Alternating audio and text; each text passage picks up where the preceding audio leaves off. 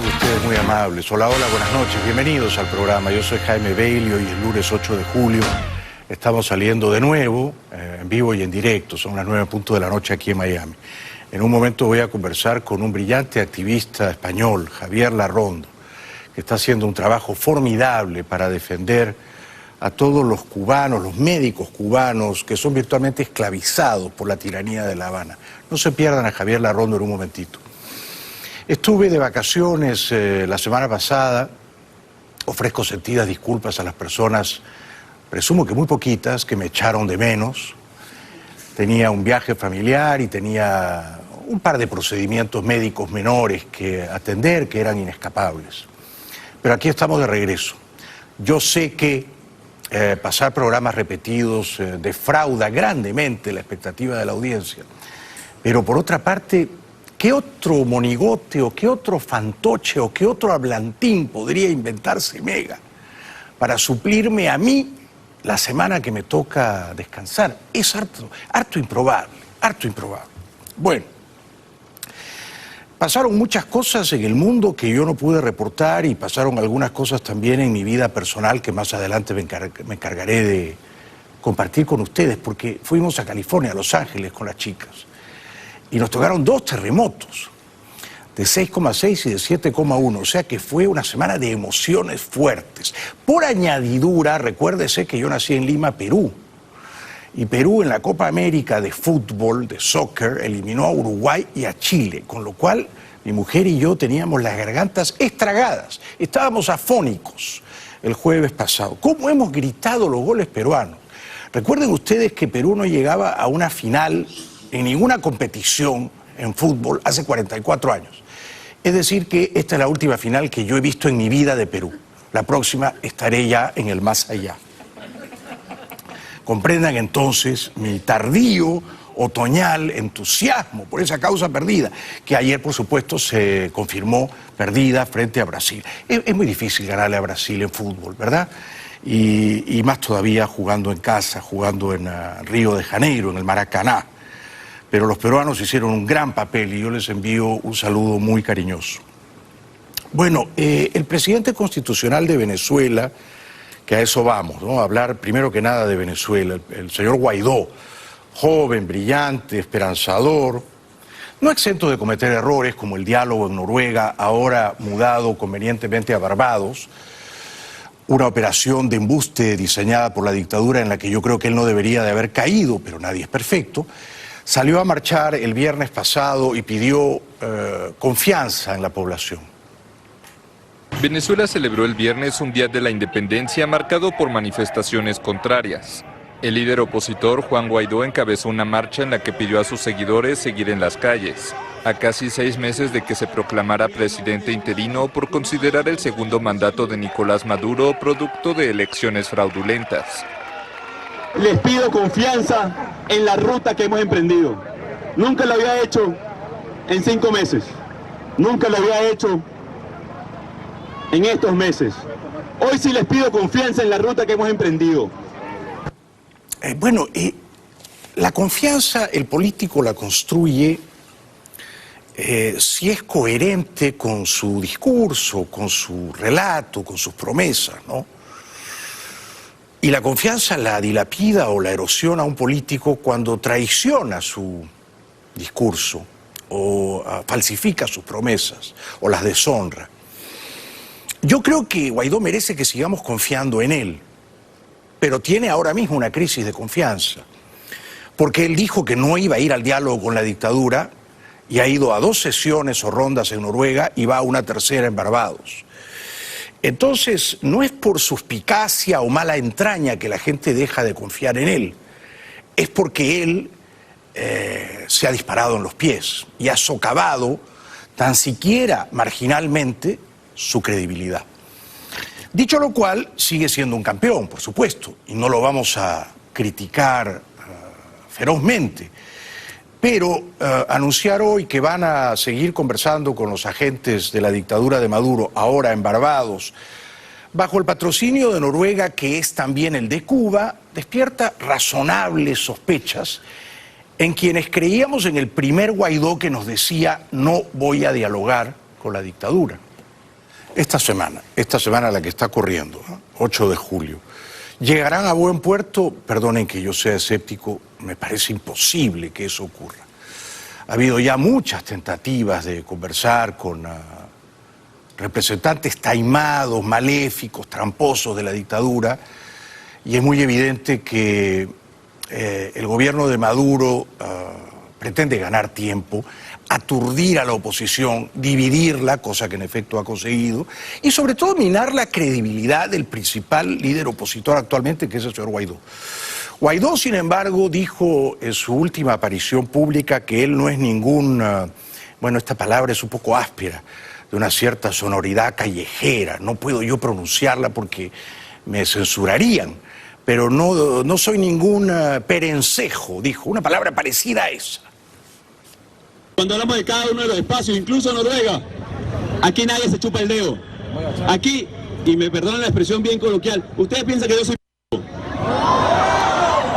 Venezuela piensa que yo soy pendejo. ¿Ustedes creen que vamos a ir a cualquier espacio a enfrentar a la dictadura para que ganen tiempo? Para que se burlen de nosotros. A todos los espacios que vamos es para enfrentarlos, es para arrebatar, es para lograr libertad. Bueno, me veo obligado a buscar un sinónimo amable de esa palabreja, perencejo. Cándido, ingenuo, candelejón. ¿Es cándido el señor Guaidó? No creo. Y entonces, ¿por qué lo arrinconan y lo obligan a dialogar con los agentes de Maduro? Esta es la pregunta de fuego, ¿no? ¿Cuál es la agenda de los líderes opositores venezolanos que conminan a Guaidó, y uno de ellos es Leopoldo López, que está en la embajada española, y el embajador Silva contesta el teléfono y la llamada es del canciller Borrell, y el canciller Borrell le dice al embajador Silva que le diga a Leopoldo López que vayan al diálogo? Y Leopoldo López dirá, y si no se lo pido a Guaidó, quizá mañana el embajador Silva me dice, ¿por qué no regresa usted a su casa? Entonces la cosa es complicada. En política, como en casi todo en la vida, los individuos defienden sus intereses, ¿no? Yo no veo qué gana el señor Guaidó asistiendo al diálogo en Noruega. Yo no creo que sea ningún cándido o ingenuo, ¿no? Pero en este caso me parece que ha cometido un error. Lo mismo piensa desde Nueva York un veterano diplomático venezolano que está ya de regreso de todo esto, Diego Arria. Queridos amigos, nuevamente Noruega aparece en el escenario nacional. ¿Y por qué? Porque creo que se han ido perdiendo oportunidades y se ha venido generando una imagen en el exterior de que no somos capaces de manejar nuestro proceso de rescate de la libertad, de la independencia nacional. Los efectos del 30 de abril, tal como lo anticipamos mucho, ha tenido consecuencias muy graves para la percepción del gobierno de transición de Venezuela y la capacidad de los venezolanos de resolver nuestras circunstancias. Se refiere el embajador Arria a la operación fallida, a la operación Libertad del martes 30 de abril, aquella madrugada en que Leopoldo López fue liberado de su arresto domiciliario gracias a un general que ahora está aquí protegido, el general Figuera. De todos modos, leía una larga entrevista en días pasados con el general Figuera, que permitió la liberación de López, que se enfrentó corajudamente a la dictadura de su país, que tuvo que huir de un modo clandestino y que está ahora protegido aquí por el gobierno, es un testigo privilegiado. Pero yo me quedaba perplejo porque el general Figuera defendía a los cubanos, defendía el modelo cubano. O sea, él deplora a Maduro, pero defiende el modelo cubano. Y además decía que no hay tantos espías cubanos como 22.000 en Venezuela. Decía que esa cifra del señor Almagro de la OEA está inflada. Son mucho menos. Y en realidad no hacen tanto daño. Entonces uno dice, bueno, realmente ser militar, chavista, venezolano, provoca unos daños cerebrales irreparables. O sea, este hombre ya no se puede ser ex militar chavista. No hay manera. Está lastrado ya, está lastrado. Bueno. Porque es un hombre libre, ¿verdad? Ya no es un súbdito de Maduro. Entonces, podría decir las cosas como son. Y si él cree que el modelo cubano ha funcionado y es un disidente del chavismo, no sé, yo me quedo muy descorazonado, ¿no? Respecto de la especie humana, me quedo perplejo y demudado. Lo mismo me ocurre cuando veo a estos jóvenes de Voluntad Popular, el partido, por otra parte, combativo de Leopoldo López, ¿no? Y de Vecchio, que de todos los líderes de ese partido es el que mejor ha caído parado, ¿no? Porque es embajador en Washington, no está escondido en Caracas. Hacen un elogio, a mi modo de ver, desmesurado de la señora Bachelet. Estos muchachos se construyen un relato ficticio, imaginario. Dice la marcha del pasado viernes 5 de julio a nivel nacional no fue ninguna marcha que pusiera en jaque a la dictadura, porque son marchas comedidas, diría más, timoratas. Salimos a la calle un ratito de aquí a aquí, pero luego regresamos bien deprisa a nuestras casas.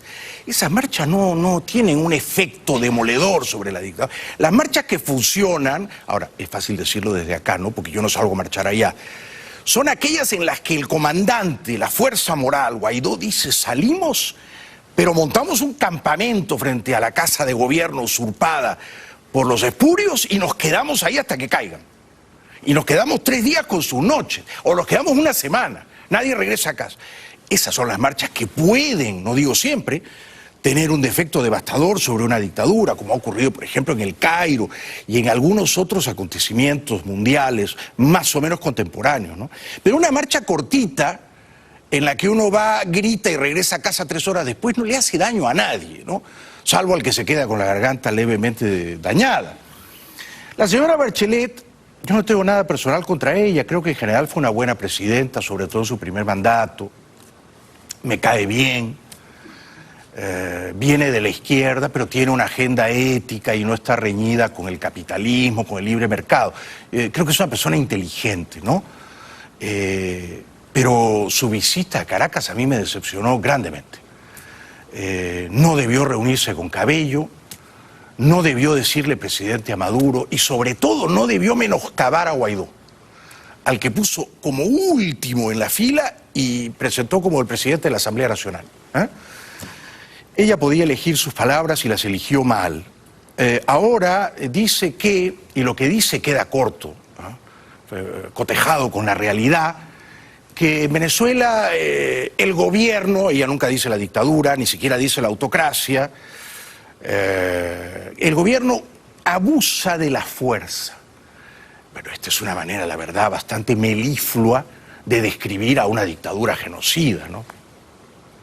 Nuestro informe documenta ataques contra opositores políticos y activistas de derechos humanos, que van desde amenazas y campañas difamatorias hasta detenciones arbitrarias, torturas y conductas lesivas, violencia sexual, asesinatos y desapariciones forzosas. Se ha abusado de la fuerza de manera repetitiva contra manifestantes. Mi oficina también ha documentado el uso excesivo de la fuerza en operativos de seguridad por parte de las fuerzas especiales, que han desembocado en múltiples muertes, sobre todo de hombres jóvenes. Muchas de estas muertes podrían suponer asesinatos extrajudiciales. Estos delitos deben ser investigados a fondo, estableciendo responsabilidades de sus autores y garantizando la no repetición. Por supuesto, todo lo que dice es verdad, pero de nuevo es insuficiente con la realidad, que es bastante más macabra. Podría haber dicho números, cifras. Son miles los desaparecidos, son miles los jóvenes que han sido secuestrados de sus casas frente a la consternación, el pavor de sus familiares, y han sido torturados y ejecutados, asesinados en la vía pública, para que todo el condominio o el vecindario viera eso, ¿no? Y sobre todo la señora Bachelet no dice, y yo creo que debiera decir, que eso ocurre porque el jefe del Estado, el dictador, el usurpador, lo ordena. No es que son cuerpos o fuerzas de seguridad que de una manera espasmódica convulsionan y actúan por la sombra, sin que el dictador se entere. No, eso ocurre porque el dictador lo ordena. Y yo echo de menos que la señora lo diga, ¿no? También me parece que hubiera sido conveniente que dijera: cuando estuve en Caracas me dijeron que iban a liberar presos políticos. Liberaron a 4. Luego yo me fui y la misma noche en que me iba, tomaron a 6 presos políticos, todos ellos militares.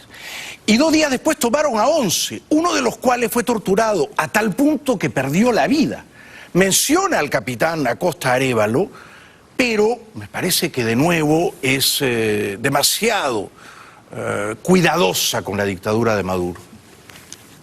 The death in custody 6 days ago of Rafael Acosta Arévalo, a retired Navy captain, allegedly after torture, is deeply regrettable. I note the opening of an investigation and the arrest of 2 military counterintelligence officers. However, there is a pattern of torture reports in Venezuela in the context of arbitrary detentions. Bueno, ella sabe o debería saber que esa investigación es una farsa, es una charada. Nada se investiga realmente si puede afectar a la dictadura, porque en Venezuela no hay una justicia independiente. La justicia no es un poder público que se atreve a investigar si eso pone en entredicho a los que usurpan el poder. Entonces, por supuesto, ese crimen va a quedar impune. Y de nuevo, no es un crimen que haya ocurrido a espaldas del dictador. Él ordena esas cosas. El propio Figuera ha dicho en Washington, en general, que era el jefe de la policía política, que Maduro le ordena detener a la mamá de Guaidó. Y él le dice, pero ¿cómo vamos a detener a la mamá de Guaidó? Y Maduro le dice, siémbrale armas en su casa. Ese es Maduro. Entonces, al capitán, que en paz descanse, Acosta Arévalo, no lo matan porque hay un par de locos ahí en los calabozos del SEBIN. No, lo matan porque esa es la orden, ¿no es cierto? Tortúrenlo y si muere no nos importa. Hay que mandar ese mensaje intimidatorio. Eso es calcado del guión cubano, para que cualquier otro oficial de mandos medios vea lo que le va a ocurrir si se atreve a conspirar contra nosotros, ¿no es cierto? Luego la señora Bachelet, y aquí también me decepciona, dedica un largo párrafo a criticar a los Estados Unidos. E incluso sugiere que las sanciones económicas, que son de reciente cuño, Estados Unidos ha impuesto sanciones económicas contra Venezuela, el embargo petrolero de facto, a principios de este año. O sea, no llevan siquiera 6 meses. Que la señora Bachelet diga que la medicina, el servicio público de medicina en Venezuela, es una calamidad por culpa de las sanciones económicas de Estados Unidos, es una grosera mentira. Regardless, the latest economic sanctions are exacerbating further the effects of the economic crisis, and thus the humanitarian situation. Given that most of the foreign exchange earnings derive from oil exports, many of which are linked to the U.S. market. In addition, the effects of these sanctions appear to be affecting the state's ability to provide basic health service to the population. Eso no es verdad y lo saben mejor los venezolanos, ¿verdad? Esto lo saben los venezolanos. En Venezuela se mueren los niños famélicos, desnutridos, se mueren los viejitos por falta de atención médica o de remedios, medicamentos apropiados hace años. Y esto no tiene una relación causa-efecto con las sanciones económicas de Estados Unidos. Las sanciones petroleras han privado a Maduro de más o menos 30 o 40 millones de dólares diarios que provenían de las refinerías de Estados Unidos. Esa era su caja chica. PDVSA, cuando le vende petróleo a China, a Rusia, a la India, ya no cobra, porque por ese petróleo ya cobró, y todo eso ya se lo robaron o lo dilapidaron. Entonces Maduro necesitaba con desesperación los dólares de Estados Unidos y ahora no los tiene, y eso es bueno. Y a ella le parecería bueno si Maduro fuese Pinochet, ¿no es cierto? Pero le parece malo o deplorable o inconveniente porque Maduro proviene de la izquierda. Y entonces la señora Bachelet le quiere hacer creer al mundo que los hospitales públicos venezolanos son afantasmados, no hay nada. No hay médicos ni enfermeras, no hay antibióticos, no hay gasa, no hay nada por culpa de Estados Unidos, señora Bachelet. Eso, y usted lo sabe mejor que yo, no es verdad. Y me parece a mí que Estados Unidos está en todo su derecho de negarse a venderle gasolina a Venezuela. Casi toda la gasolina que se consumía en Venezuela era importada de Estados Unidos, aunque ustedes no lo crean, y de negar a las empresas, a las refinerías de este país, a comprar petróleo venezolano, porque eso favorecía a la dictadura de Maduro. Bueno, tenemos que hacer una primera pausa. Luego les voy a contar brevemente lo que ha dicho el matón de Diosdado Cabello, pero sobre todo los anuncios militares que ha proferido hoy o evacuado hoy el dictador, el analfabeto dictador Maduro, que ha ratificado en su cargo al controvertido ministro de la Defensa, el general Padrino, y dos o tres cosas sorprendentemente lúcidas que dice Felipe González sobre el apocalíptico drama venezolano. A diferencia de Zapatero, que es un bobo en toda la línea respecto de Venezuela, Felipe González sí tiene las cosas claras. Pero luego viene lo mejor viene en un ratito. Voy a conversar con un brillantísimo activista español, Javier Larrondo, que tiene un compromiso muy admirable con la causa de la libertad, principalmente en Cuba, por razones familiares que él nos sabrá explicar. Bienvenidos de vuelta al programa. Estamos saliendo de nuevo en vivo y en directo y estoy muy ilusionado porque en un momentito voy a conversar con Javier Larrondo, que es un brillantísimo activista español que se ha tomado muy a pecho el tema de las expatriaciones forzadas de los médicos cubanos que son virtualmente esclavizados por la dictadura de ese país, ¿no? Entre otros temas de su agenda ética. No se pierdan a Javier Larrondo en un ratito. Antes quería compartir con ustedes esto. Bueno, la señora Bachelet dirá, yo no he contentado ni a la dictadura venezolana, aunque ella no pronunciaría en público esa palabra, ella no diría que es una dictadura. Lo diría si fuera de derechas, claro. Y tampoco he contentado al exilio recalcitrante de Miami que me critica. En efecto, salió Cabello a decir que el informe de la señora era inexacto o falso y que ellos lo rechazaban.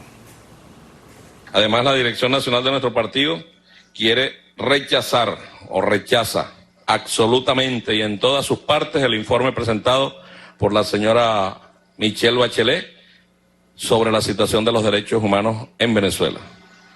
No solo es que hay una gran cantidad de cosas que no están debidamente probadas, sino que es absolutamente imposible que las puedan probar, porque no existen, porque no se dieron.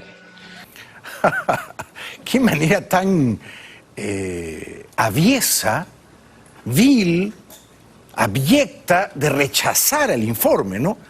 Él dice, no pueden probar eso. Sí, por supuesto, ¿cómo va a poder probar la señora Bachelet desde Ginebra cómo torturaron, mataron y desaparecieron a los miles de muchachos que han sido desaparecidos, no se me ocurre otro verbo, por la dictadura, por los cuerpos de seguridad, por las FAES?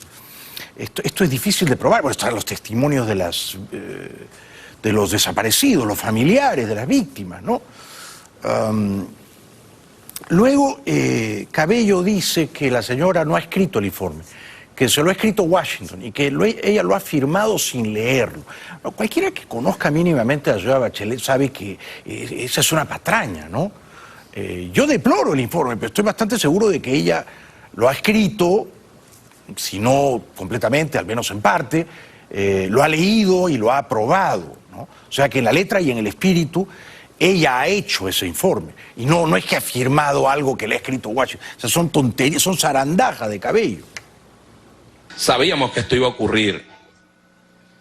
Sabíamos que esto iba a ocurrir. Algunos compañeros pueden pensar qué vuelta podía darse. Si sabían por qué la dejaron entrar. Si no la dejábamos entrar, quizás era peor. Era mejor que viniera. Ustedes deben saber que ese informe no lo hace ella. Ella lo que hace es de manera irresponsable firmarlo. Pero ese informe es realizado, hecho, redactado por el imperialismo norteamericano y se lo ponen en su escritorio, firme aquí, señora. Y ella lo firma. Es muy ignorante, Cabello, no tiene la menor idea de nada, de hecho, la señora Bachelet no tiene una buena relación con el gobierno de Trump, ni con el señor Pompeo, y nadie osaría escribirle un informe, ¿no? Es una falta de respeto a la señora Bachelet, pero sobre todo es una falta de respeto a la verdad, ¿no? Estos chavistas tienen una relación promiscua, ¿no?, con la verdad, ¿no? Hay que ver cómo asaltan la verdad, cómo la prostituyen, cómo violan. Se puede violar la verdad, pero ustedes me entienden, ¿no? Ustedes me entienden. Aparece un expreso político, el señor Gilbert Caro, y le exige a la señora Bachelet que libere más presos políticos. La señora no puede hacer eso, ¿no? Pero sí podría hablar claro, y de momento no lo ha hecho. Yo pude conversar con ella y ella supo de mi caso, sin embargo esperaba y le exigí la liberación de muchos presos políticos, pero bueno, esperemos en los días siguientes. Bueno, ya se dio la de Afiuni, se han dado algunas otras liberaciones que yo celebro, como la de Braulio Hatat en el estado de Nueva Esparta, y unas de liberaciones de unos estudiantes. Sin embargo, son 700 presos políticos, yo se lo exigí, le pedí que viese que esto no era un problema de derecha ni de izquierda. Entre tanto, el dictador Maduro hizo una aparición rodeado de militares, pero el público estaba prohibido de asistir. Se ve que todavía le ha quedado el trauma del 4 de agosto del año pasado con el dron que estalló más o menos cerca de él, ¿no? Él tiene esta paranoia, cree que lo quieren matar, es probable que eso sea cierto, y entonces se rodea de la tropa, de la soldadesca más aparentemente leal, y subrayo el adverbio. Y quien dirige la transmisión televisada elige propalar el rostro de un soldado, de un cadete, que aparentemente llora. ¿Por qué llora el soldado, no? Esta es la pregunta que yo me hago. ¿Por qué llora el soldado?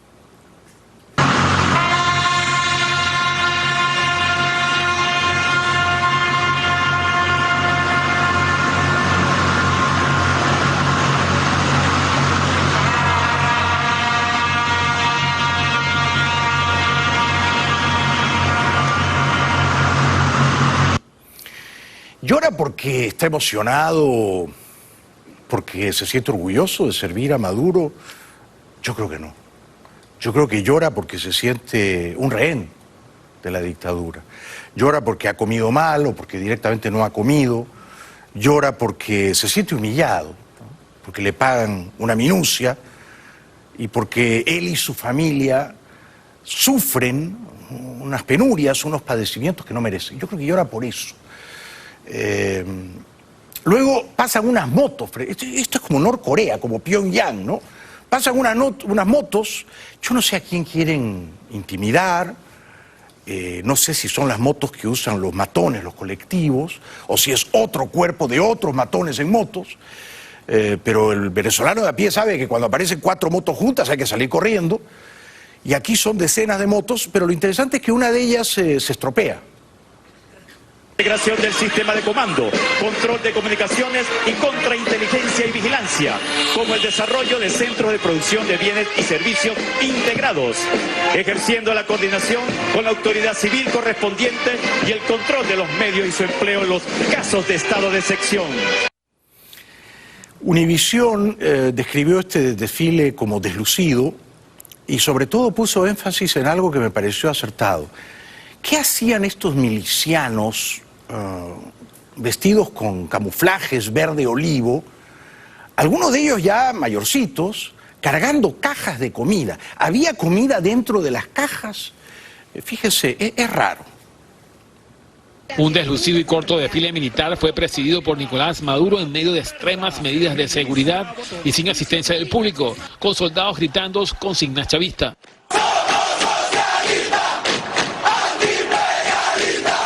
Donde lo que más llamó la atención fue el paso de centenares de milicianos cargando cajas de comida, de las que el régimen reparte la mayoría de una empobrecida población. De alimentos subsidiados SEAT. Con Maduro abogando por la paz, pero enseñando el puño de hierro de sus armas militares y llamando a más ejercicios de defensa. Bueno, primero apuesto que no había comida en esas cajas.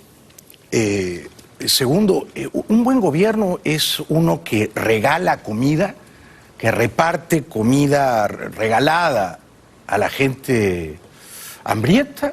Yo digo que no, ¿verdad? Es el modelo cubano. Te dicen qué vas a comer, cuánto vas a comer. Ellos eligen tu dieta. Tú no puedes elegir cuántos huevos vas a comer al mes, lo elige Maduro. Ellos lo eligen, ellos te dan la caja. Tú pagas un poquito, algo realmente simbólico, no pagas nada, ¿no? A cambio de eso, te confiscan la libertad. Eres un zombie, eres un súbdito de la dictadura y tienes que votar a favor de ellos siempre, si no te quitan la cajita. No es un buen trueque, ¿eh? Entregar la libertad a cambio de una caja con comida más o menos vencida, importada de México. Maduro ratifica a Padrino. Yo pensé que lo iba a echar. Es por eso que he decidido ratificar en sus puestos de mando al ministro del Poder Popular, general en jefe, Vladimir Padrino, como ministro del Poder Popular para que continúe con su liderazgo militar, con su lealtad al frente del Ministerio del Poder Popular para la Defensa.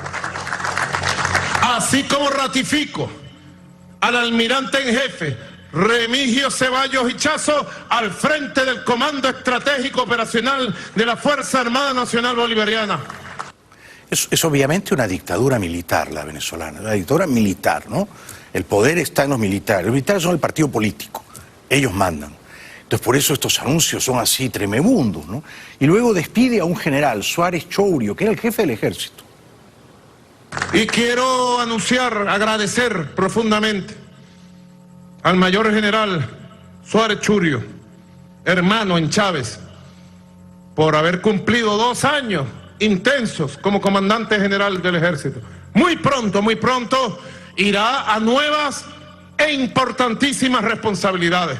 Gracias por tu lealtad y tu capacidad, mayor general Suárez Chourio. Y anuncio la designación del mayor Rodríguez Cabello al frente del Ejército Bolivariano, nuevo comandante general del Ejército Bolivariano. Me han dicho, pero no he podido confirmarlo, que ese mayor Rodríguez Cabello es primo hermano de Diosdado Cabello. Y según esa interpretación, Diosdado Cabello estaría solidificando su ascendencia en la fuerza militar venezolana. ¿Por qué Maduro ratifica a Padrino? Me dicen que Padrino hizo de doble agente con Washington en vísperas de la Operación Libertad del 30 de abril. Elliot Abrams habla español, hablaba en español con Padrino, Padrino casi no habla inglés, y Abrams estaba seguro de que había convencido a Padrino de apoyar a Guaidó el 30 de abril. Y asimismo estaba convencido de que había persuadido a Michael Moreno, el sicario judicial de Maduro en el Tribunal Supremo, de escribir una suerte de sentencia en virtud de la cual se reconocía a Guaidó como presidente constitucional de Venezuela. Moreno, por supuesto, no tuvo las agallas para cumplir su promesa, o quizás siempre estuvo embaucando a Abrams, y lo que me dicen es que todo lo que Padrino hablaba con Abrams luego corría y se lo contaba, era un correveidile, se lo contaba a Maduro y por supuesto al G2 cubano. Eso permitió abortar la operación en la que habían cifrado sus esperanzas Guaidó y Leopoldo López. Para terminar, porque viene Javier Larrondo y vamos a hablar de cosas muy importantes con él. Felipe González, es presidente español, define con absoluta lucidez a Maduro. Pero los dictadores, si no son tiranos a la vez, se atienen a unas normas, repito, repugnantes. La de Venezuela es una dictadura al frente de la cual hay un tirano en el sentido etimológico necio, que no sabe, y usa el poder de manera destructiva. Esta es la situación de Venezuela. Muy bien dicho, ¿no? Un tirano necio, que no sabe. O sea, que ignora que es un ignorante, ¿no? Y luego Felipe González dijo que nunca en su larga ya vida política, nunca había presenciado, atestiguado una destrucción como la que ha ocurrido en Venezuela. Yo en toda mi experiencia política no he visto nunca una destrucción más rápida y más profunda desde el punto de vista institucional, desde el punto de vista económico y del aparato productivo, desde el punto de vista social, desde el punto de vista de la seguridad, que la que he visto en Venezuela. Nunca. Y es verdad, ¿no? Es verdad. Venezuela debería ser el país con el per cápita más elevado de América del Sur. Lo es Uruguay. Luego viene Chile. Más abajo y cayendo Argentina, que tiene un per cápita como de $11.000 anuales. Venezuela, con el petróleo que tiene, debería tener un per cápita de $20.000 anuales. y tiene un per cápita más bajo que Haití, más bajo que Haití.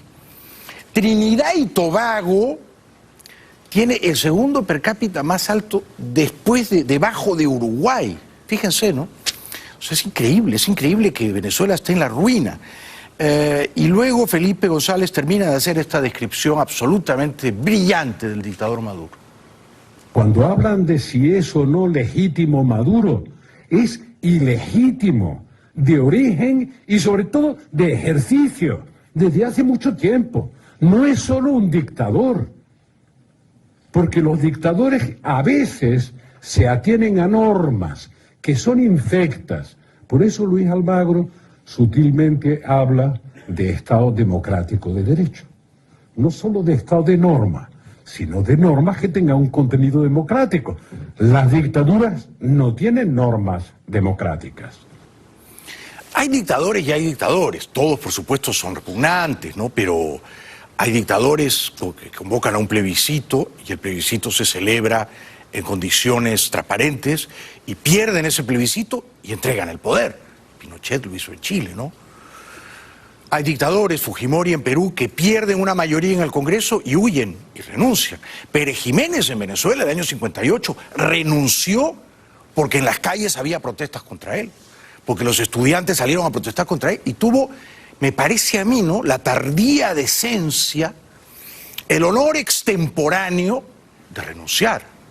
Alguien que renuncia siempre tiene, aunque sea un átomo de honor, ¿no? Maduro es, aparte de ser un dictador necio y estúpido, es sobre todo un dictador que no vacila, que no tiene escrúpulos en causarle todo el sufrimiento necesario a la población indefensa si ello le permite preservar el poder. Vamos a la publicidad, luego viene Javier Larrondo, no se lo pierdan, Javier es un brillantísimo activista español, Javier Larrondo, nos va a hablar de su ONG, él defiende a los prisioneros cubanos. Bueno, bienvenido de vuelta al programa. Yo hago esto todas las noches y hace muchos años, entonces antes de que comience el programa converso un poquito con mi invitado. Y generalmente en 3 minutos digo, este señor es más inteligente que yo, o empatamos o yo le gano. En este caso me di cuenta en el segundo 30 o 32 que mi invitado es mucho más inteligente que yo. Les hago esa advertencia, es un disclaimer, ¿no? Y se llama Javier Larrondo y es español. Un aplauso para Javier, por favor. Gracias. Bienvenido. Gracias. Bienvenido. Bueno, cuéntanos un poco a qué te dedicas, cuál es tu agenda, cuáles son tus preocupaciones éticas, Javier. Bueno, yo estoy centrado en el problema de Cuba y los derechos humanos porque a mí emocionalmente me toca, familiarmente. Yo lo he sufrido muchos años. ¿Puedes explicar por qué o cómo así? Bueno, mi familia, ellos son cubanos y entonces yo he el dolor de lo que significa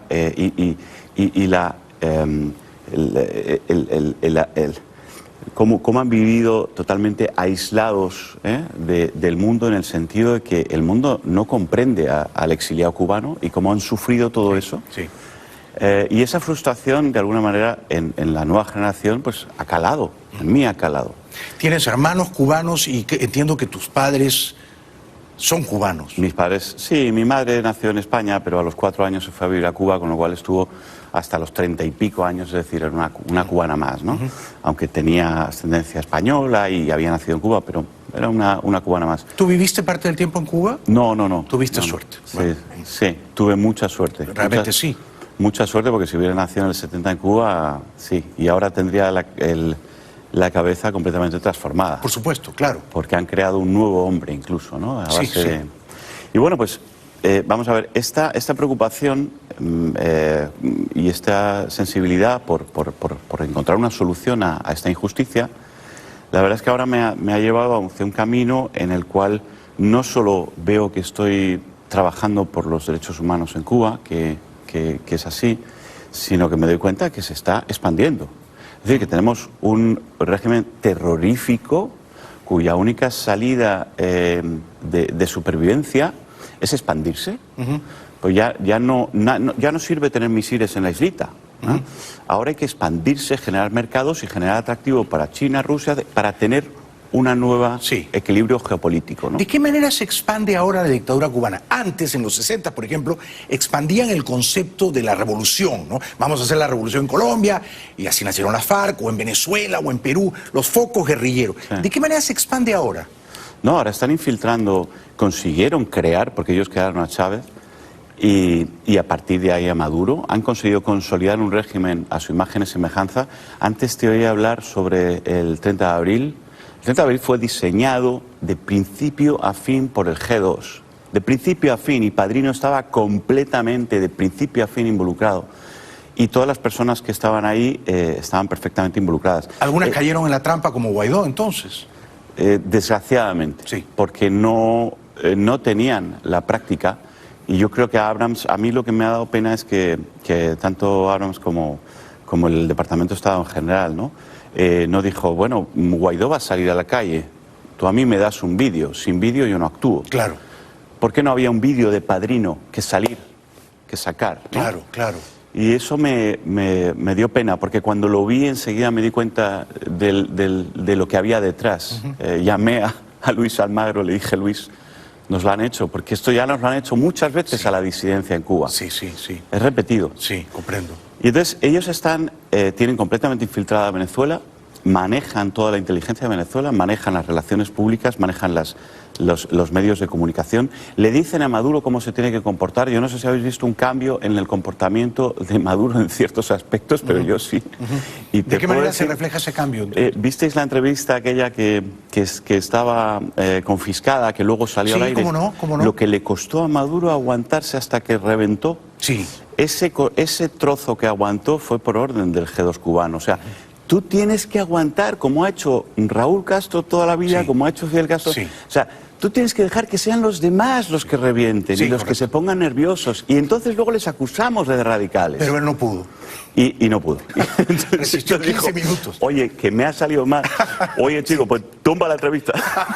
Él tenía que fingir que no era un dictador. No lo consiguió. No lo puede conseguir. Ahí les ha salido un mal alumno. Es que no tiene la doctrina guerrillera que tenían los Castro, ¿no? Es difícil además tenerla. Sí. Pero todo nace de Cuba y se está implantando en Nicaragua. Cuidado con Aruba, cuidado con Curazao, es decir, todas las regiones limítrofes. Entonces, Latinoamérica está en un peligro en el que la actuación frente a ese peligro tiene que ser frente a las bases del régimen cubano y la terrible acción humanitaria que está ocurriendo en Venezuela. Son las dos ejes. La base del régimen cubano y lo más ostentoso de la barbarie venezolana. Hemos perdido una oportunidad con Bachelet. Te iba a preguntar por eso. ¿Qué te pareció la visita de Bachelet y su informe posterior? No, a mí lo que me parece es que el ser humano, nosotros esperamos que la humanidad consiga avanzar, pero la humanidad avanza por decisiones de personas. Correcto. Entonces, Javier, la Cámara apunta a determinadas personas en determinados momentos. Apuntó a Guaidó cuando dijo yo, y todo el mundo dijimos, ole, porque era el momento de Guaidó y dio el salto, ¿no? Ha apuntado a Bachelet, y Bachelet no ha dicho yo. Bachelet ha dicho, prefiero que esto, yo voy a decir lo que hay que decir, pero no, señora, le ha faltado algo clave. Y cuando estamos hablando de que esto es soportado, todos estos crímenes están soportados por el Estado, le ha faltado la palabra crimen de lesa humanidad. Es cierto, es cierto. Entonces, no diga usted que esto es un crimen de lesa humanidad sin que lo pruebe la Corte Penal Internacional, que es la competente para ello. Pero diga usted que aquí sospechamos profundamente que se pudieran estar cometiendo crímenes de lesa humanidad donde el gobierno está diseñando todo esto. Sí, sí. Entonces, eso ya es un cariz diferente. Claro. Pero no, han ido a decir, hay crímenes y se tienen que investigar. Sí. ¿Y quién lo va a investigar? No, y se están investigando. ¿Quién? Los propios que lo cometen, si usted sabe que lo está cometiendo el régimen. O sea, que la Cámara tuvo su momento histórico y no lo usó bien. No, la Cámara va ahora a otra persona y claro, luego llegará a la Cámara alguien que solamente tendrá un botón rojo para apretar los misiles y le dirán, ¡ay, qué malo, ha apretado los misiles! Pero señores, la diplomacia no solo se ejercita con palabras suaves, la diplomacia también tiene que actuar con mucha fuerza. Sí, sí, sí. Y si alguien quiere que no se aprieten los misiles, la diplomacia anterior tiene que ser muy contundente para cerrarle las vías de escape a la dictadura, ¿no? Entonces, tú que tienes, digamos, una deuda sentimental o de afecto con Cuba, ¿no es cierto? Porque es la tierra donde vivieron tus papás. Profunda, muy profunda. Muy profunda. Sí, sí. Y donde han nacido algunos de tus hermanos. ¿Tú crees que el presidente Trump, en general, ha hecho las cosas bien respecto de Cuba? Y luego te preguntaré también por Venezuela, pero ¿lo ves más o menos bien orientado? Bueno, yo creo que, vamos a ver, hay determinadas medidas que a mí me gustan. O sea, yo creo que primero hay que enfrentarse y hay que llamar las cosas por su nombre. Y esto lo ha hecho. Para empezar, está llamando las cosas por su nombre. Sí, sí. Está identificando perfectamente a Cuba como el artífice del mal, es decir, Venezuela es metástasis, Nicaragua es metástasis, el cáncer está en Cuba. Sí, sí. Entonces hay una diagnosis que es correcta. Eso es muy importante. Sí, porque Obama no lo hacía. Obama, yo tenía la esperanza, te prometo, Jaime, que yo tenía la esperanza de que la política de Obama de decir vamos a quitar al enemigo, y entonces quitándole la coartada del enemigo, luego vamos a tratar de que... Y decía yo, bueno, esto puede ser una cosa muy inteligente, pero claro, no puede ser quitar al enemigo, darle dinero y además a la disidencia apartarla. Ese fue lo que pasó. Entonces, claro, eso no funcionaba. No funcionó. Entonces, por lo menos la diagnosis de Trump es buena y eso ya me da un poco de esperanza. Por otro lado, no podemos poner la carne en el asador de los Trump. Es decir, también depende de todos nosotros. Sí. También depende de los propios, el propio exilio, el trabajo que hagamos, los disidentes en la isla. Y esta es una pregunta capital que tú has sabido responder, es decir, ¿y cómo contribuyo yo, verdad? Porque claro, si todos le vamos a decir vociferando a Trump, usted arregle el problema, no es tan fácil. Ahora, ¿cómo has decidido contribuir tú a la causa de los derechos humanos? Por lo pronto en Cuba, Javier. Sí, mira, yo te digo que he sufrido durante muchos años el llanto, con total razón, desesperado, y la frustración y el grito, ¿no? Lo he visto en muchas reuniones, mis viejos, etcétera, etcétera, pero veía que no había estructura para que eso pudiera tener, caminar. Los diplomáticos en el mundo necesitan datos, necesitan un trabajo científico, necesitan un trabajo jurídico, necesitan competencia, jurisdicción, necesitan una serie de elementos que si no se los das no pueden ir adelante con esa lucha. Exacto. Porque el diplomático no tiene ese dolor que tú tienes, entonces va a ir adelante con la lucha cuando tú le entregas el arma, ¿no? Sí. Entonces, lo que he tratado de hacer es, en base a esos violaciones y esos abusos, crear patrones, ver cómo actúa el régimen en diferentes ámbitos. Estamos creando multitud de patrones en diferentes ámbitos, ver qué legislaciones se están violando con esos patrones, tomar testimonio de todos aquellos que son damnificados por esos patrones y estudiar la legislación tanto interna como externa, toda la prensa, todo el histórico, y todo eso hacer un paquete que sea inexorable, inexpugnable, que no pueda atacar el régimen. Sí, sí. Entonces, lo hemos hecho con las violaciones por esclavitud de las misiones,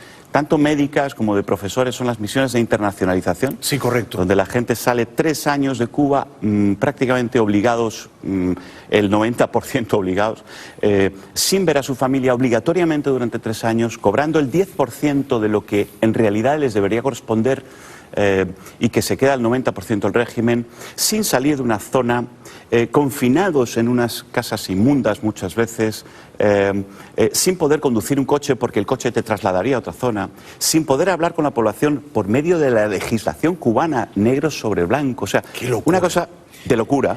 De locura. Y tú has logrado articular eso y salir a defender a esas víctimas que se cuentan por millares, ¿no? Sí, el propio régimen dice que son más de 800.000 los profesionales que han estado en esas misiones. Locura. Al año son entre 50 y 100.000 personas.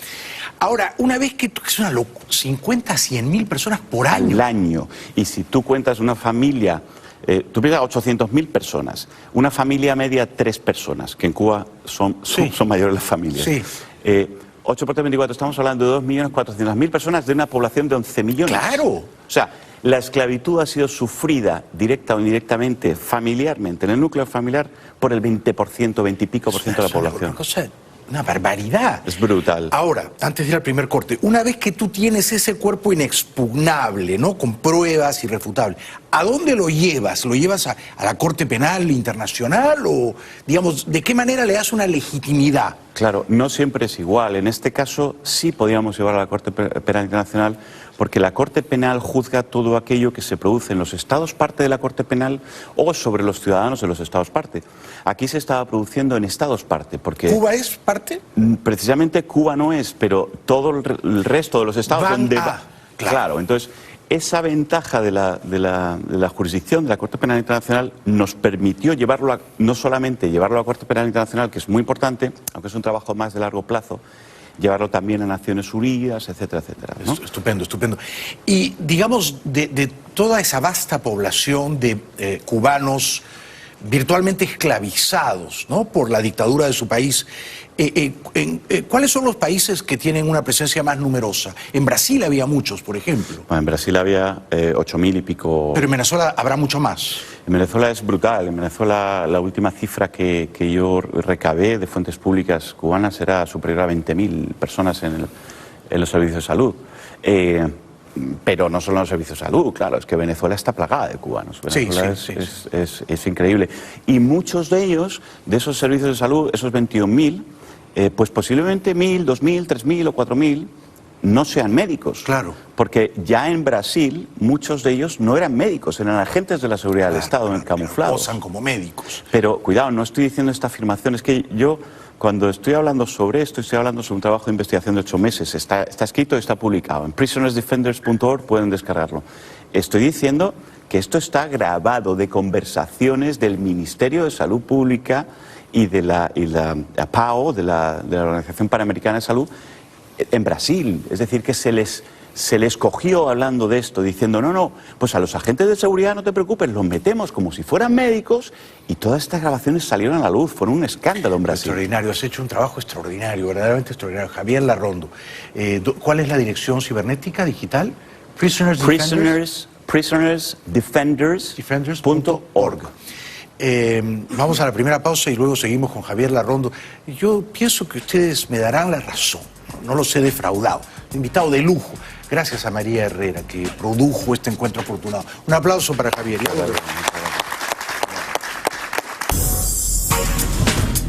Ha venido Javier Larrondo, él trabaja en Madrid, es español, pero tiene familia cubana y está sinceramente afligido por los miles de cubanos que son víctimas de abusos, por decirlo menos, de la dictadura, ¿no?, de La Habana. Entiendo que has documentado recientemente una otra forma de abuso que ejerce la dictadura de La Habana sobre disidentes que viven en la isla. Cuéntanos en qué consiste, por favor, Javier. Sí, el régimen desde hace ya tiempo, siempre lo ha hecho un poco, en alguna medida, ¿no?, pero en los últimos meses muchísimo más. La lista de presos políticos ha mejorado la forma en que se hace con respecto a Cuba. Y hay muchos países que están recibiendo esa lista de una manera muy actualizada. O sea, se ufanan de tener menos presos políticos. No, que la lista de presos políticos que está generando la disidencia hoy en día es mejor, está más monitorizada que antes. Comprendo. ¿Qué es lo que pasa? Que el régimen tiene un problema de credibilidad y de hipocresía, como vive de la hipocresía, necesita rebajar el número de presos políticos para que la Unión Europea, fíjate qué curioso, ¿no? O sea, que la forma de medir a una dictadura atroz, que no le da ningún tipo de derecho al ciudadano, sea si tienes 100 o tienes 98 presos políticos. Si bajas uno al mes, es vergonzoso. Qué cinismo, ¿no? Sí, es vergonzoso. Y si sueltan a un puñado de presos políticos, entonces la Unión Europea levanta tales y cuales sanciones. No, sobre todo que como europeo, me hacen sentir tonto. Claro. O sea, ¿cómo podemos ser tan incautos de medir a una dictadura por esos parámetros? Pero bueno, el caso es que se dan cuenta de que esto es así y entonces lo que tratan es de que no crezca la lista de presos políticos. ¿Cómo lo hacen? Están amenazando de muerte a los disidentes, a sus familiares, a sus hijos. Les están negando atención médica a otros, a hijos. Les están forzando, les están diciendo que les van a quitar la patria potestad. Le están diciendo que a su mujer la van a meter en prisión. Están haciendo todo tipo de amenazas y además semana tras semana hasta que el disidente claudica porque la oferta es, si te vas fuera de Cuba, se acaba el problema. Entonces, el disidente tiene que claudicar, y tarda o no tarda, algunos caen, otros no, siguen firmes, pero cuando claudican, además le dicen, mira, y como incentivo te doy $200 para que tengas para el primer mes. Esto lo están haciendo, esto le hemos llamado expatriaciones forzosas, ¿no? Expatriaciones forzosas. En algunos casos, incluso han cogido al disidente que sabían que no iba a claudicar y que tenían que meterlo en prisión y por lo tanto iba a hacer crecer la lista de presos políticos, le han cogido y le han sentado en un avión prácticamente. Contra su voluntad. Contra su voluntad. Lo han echado al exilio. ¿A qué países los mandan? Guyana, principalmente Guyana, Trinidad y Tobago y Nicaragua. Sí. Y donde improbablemente se quedan, de ahí se van a otro lado, supongo. No, y además es que llegan en una situación de apatriados completos. Exacto. Porque llegan como turistas, imagínate, no pueden trabajar, al cabo de X meses están en una situación ilegal absoluta. Sí. En Trinidad y Tobago es más. No se habla el español como lengua oficial. Pero fíjate en Trinidad y Tobago lo que pasa. Solamente a dos nacionalidades, que son cubanos y venezolanos, cuando piden refugio en ese país, les cogen el pasaporte y no se lo devuelven jamás. Qué horror.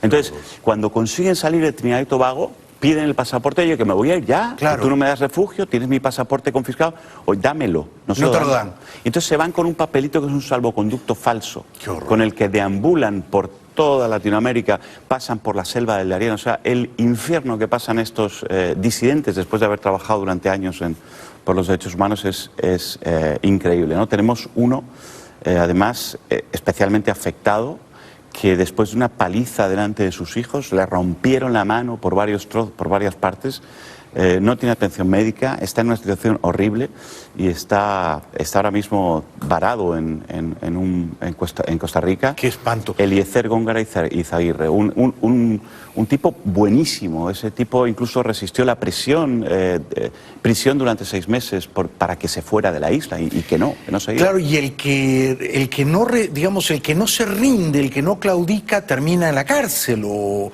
incluso... Sí, el que no claudica, lógicamente, va a prisión o le siguen dando palizas. Es decir, el régimen cubano es terriblemente perverso. Jaime, pero hasta un nivel que no nos podemos imaginar. Juega con los peones. Entonces, si tiene el cupo cerrado de los convictos de conciencia, dice, bueno, uno de estos convictos le doy una libertad condicional, el que menos conflictivo es, le doy una libertad, así meto a este otro. Sí. Y luego de estos, o sea, los juegos con los que manejan a las personas en Cuba. Yo cuando digo prisoners defenders, me alegro que la palabra prisoners en inglés sea tan amplia, porque hay 11 millones de prisoners en Cuba. Sí. No son solamente los presos políticos, hay 11 millones. Y 30 millones en Venezuela. Correcto. Y encima por culpa de un sistema que deberíamos haber corregido, la humanidad debería haber corregido hace ya mucho tiempo. Y es probable que esos apátridas fantasmagóricos que tú has descrito también sean en cierto modo, aunque estén ya en otros países, prisioneros, ¿no? Lo son, incluso son amenazados porque sus familias están en Cuba y a Eliezer le tienen amenazado y a su mujer le dicen, le hacen todo tipo de barbaridades en el hospital, también por poco le causan un disgusto con sus hijos, le dicen que cuidado con hablar tanto, porque salió en New York Times hablando y en varios sitios, que cuidado con hablar en ABC, en la portada de la ABC, imagínate, ¿no? Sí. Entonces le dicen que cuidado con hablar porque tienen a su familia y que le puede pasar cualquier cosa a su familia. ¿Se lo han dicho así? Bueno, tú los ayudas de una manera realmente inestimable, ¿no? Tú, tu organización, tu ONG, probablemente te has convertido en el principal defensor de los derechos humanos de los cubanos en todo el mundo. No. Eso es un... Exagerado. Eso es un honor que no... No, que va, mira, si hay que nombrar a gente, yo te diría que José Daniel Ferrer, dentro de la isla, punto 1. Ese es para mí la persona que más ha logrado en activismo. Y por lo tanto yo estoy en el nivel, muy por debajo de todo eso. ¿Y cómo podemos nosotros ayudar a tu causa? Esta es mi última pregunta. Pues mira, esto sería importante. Nosotros hasta ahora estamos tratando de conseguir que esos expatriados tengan un tratamiento diferente para que puedan rehacer sus vidas y reactivarse. O sea, nosotros queremos rebelarnos contra el régimen los ha desactivado, nosotros queremos reactivarlos.